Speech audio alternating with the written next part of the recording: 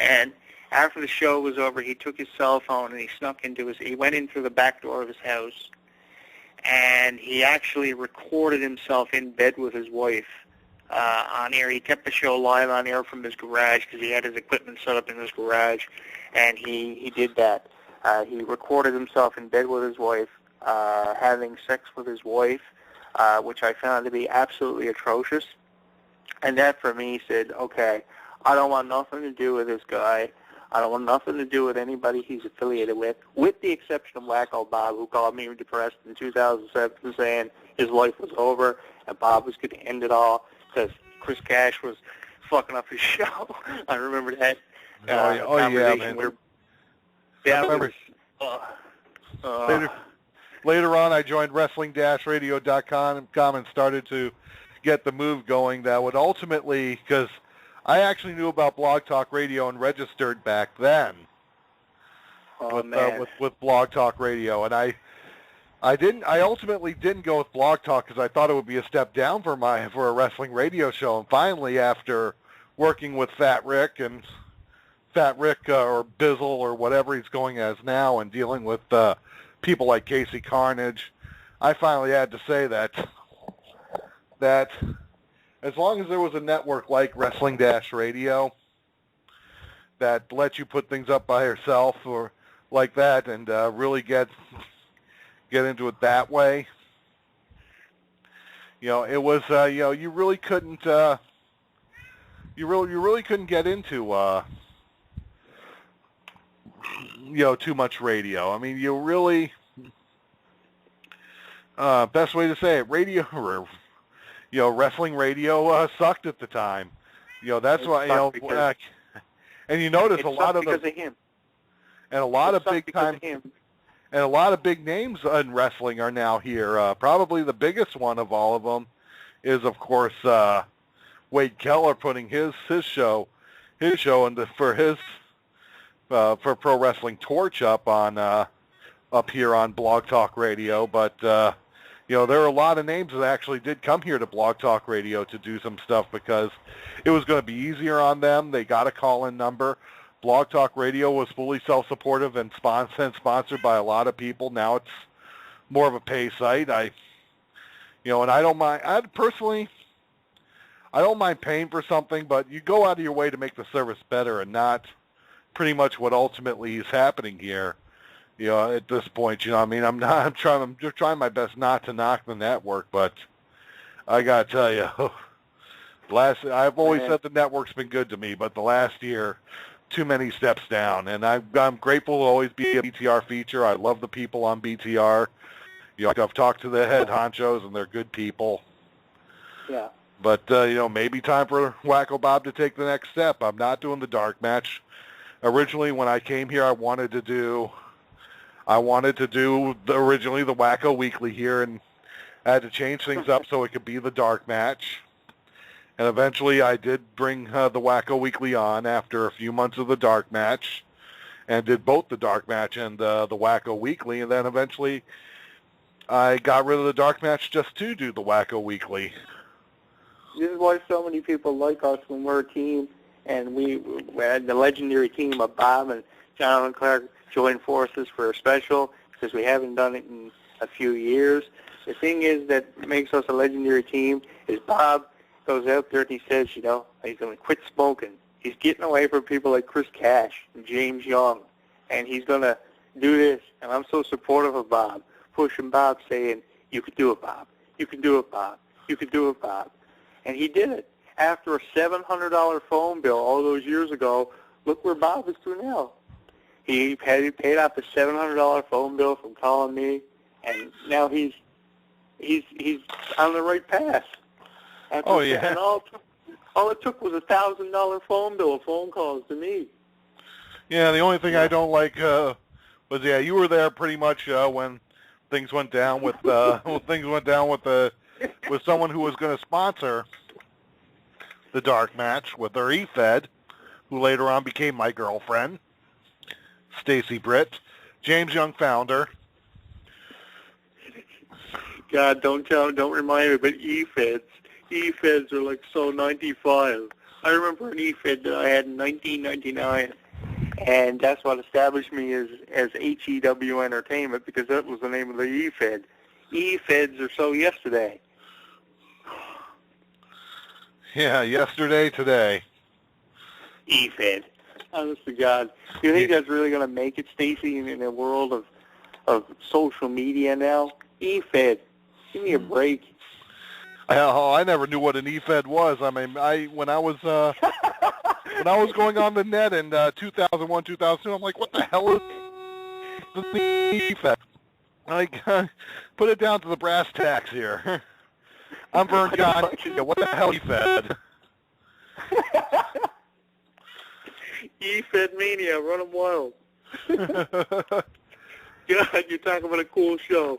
We've talked about E-Feds, the whole, everything here tonight. E-Fed, I remember you're the first person to mention an E-Fed to me in years.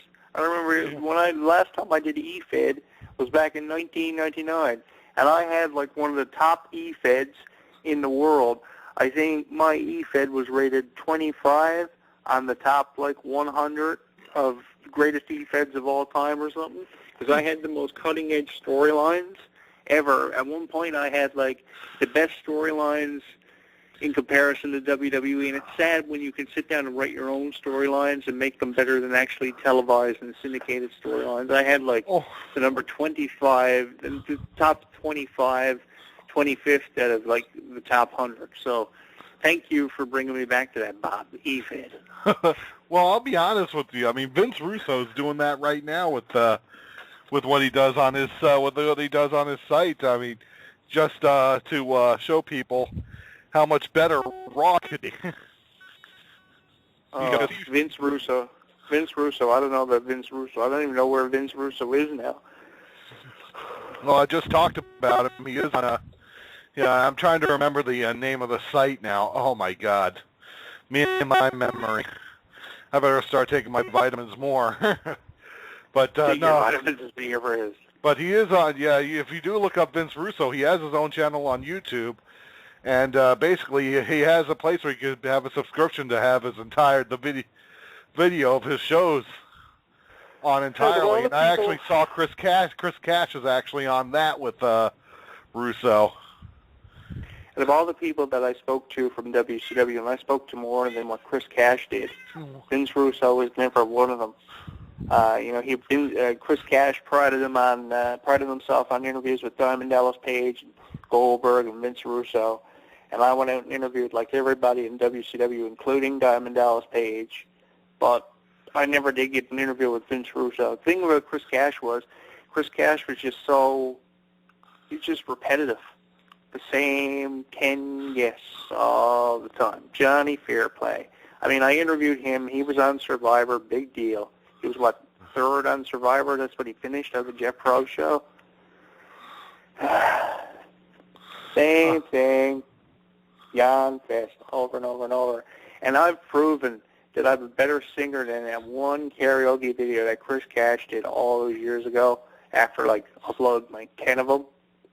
I did what was about Bad Moon Horizon, Ring of Fire. Oh God, yeah. I'll never know how that. They're all jokes. I mean, I go back to. I think back to a lot of the things I dealt with WRN, and what a joke. I'm sorry. Oh man. What a joke. I mean, there's so much that can be said. The thing was, people don't really understand about E-Feds and the WRN because they weren't there for it. They don't realize. This is what I say about the critics out there who say to me next week, why do you do what you do? You don't get paid for it. But the thing was, I became an established name in professional wrestling because I did that. And then the thing was, why do you do what you do? They don't realize the strain of what we had to go through. We were there for the WRN. We were there for the E-Feds. All the bullshit that got us to where we are now that we had to put up with. And believe me, people who listen to us on social media now, we may not be up to date with what Facebook is now or what Twitter is now. We're trying. But we had to go through so much. It was unbelievable. We were there for the E-Feds. We were there for the WRN. We survived it. We walked through that hell. We literally walked through the fires of hell. And me and Bob are here to tell you about it. And believe me when I tell you, it was a fucking hell. Going through that, having to deal with the people that we had to deal with, it was unbelievable. And the only way that you're going to find out about that is if you pull up an old archive from 2004, 2005, 2006, from I'd say about 2007 to 2009. Pull up those archives and listen to just those 2 years of the 16 years that I've been doing it, and the decade that Bob's been around. Jesus. Yeah. I mean, what we had to go through was absolute hell, and I'm surprised that we aren't in rehab. We talk about Demi Lovato being in rehab, but Demi Lovato came out of rehab, and Demi Lovato came out of rehab better than any of them. I'm surprised that me and Bob aren't in rehab from the pieces of shit that we had to deal with, the Rick Bizzles of the world, the Casey Carnages of the world, that nobody hears from anymore. Nobody hears from them anymore because they're gone. And we had to put up with all that. People will look at us and say we're just two idiots shooting about wrestling, and we don't know what we're talking about. But we went through utter hell. Utter hell. And if it wasn't for those few good friends that me and Bob had in Wrestling Radio, we would have never, the few good friends that we had in the way that I had a friendship with Bob and he had a friendship with me, we would have never survived. The thing is about wrestling, and I learned about this when I started profiling it years ago, the thing about wrestling is friends are hard to come by with wrestling, and you'll never find what you will call a good friend. And the thing about wrestling, too, is as much as you try to get away from it, it's like a fucking mafia. You can't get away from it because it follows you everywhere you go. There was a young girl who I met from the town that I actually lived in for 20 years, Bay Roberts. Her name's Kristen, and she asked me a question